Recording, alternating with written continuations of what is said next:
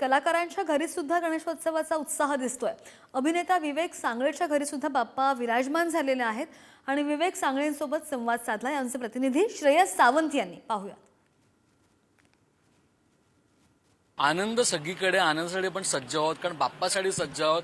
बाप्पासाठी मुंबई सज्ज आहे, बाप्पासाठी महाराष्ट्र सज्ज आहे आणि बाप्पासाठी विवेक सांगळे सुद्धा सज्ज आहे।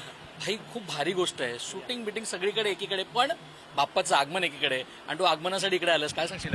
नाही, खूप छान वाटतंय।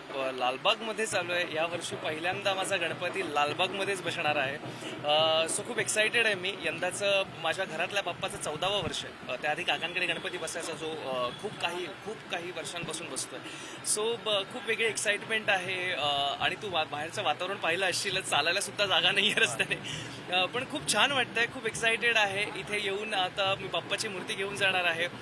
सो खूप एक वेगळं फिलिंग आहे माझ्यासाठी। हे वेगळं फिलिंग यासाठी सुद्धा आहे, कारण आनंद वेगळीकडे आहे, कारण गणपती आलाय। काय काय मागणं आहे रे यावर्षी गणपतीकडे? कारण घर आहे, सगळ्या गोष्टी आहेत, आज सगळे लोक एकत्र आहेत। नाही, बाप्पाने खूप काही दिलंय मला। बाप्पानी जे मी मनात माझ्या इच्छा मागतोय, ती जी इच्छा करतोय ती सगळ्या पूर्ण करतोय बाप्पा माझी।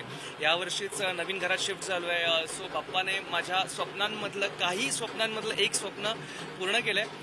सो बाप्पाचे खरंच खूप मनापासून आभार आहेत, आणि त्याने मला आज इथपर्यंत आणून ठेवलंय। चला म्हणजे बोलूया का? गणपती बाप्पा मोरया।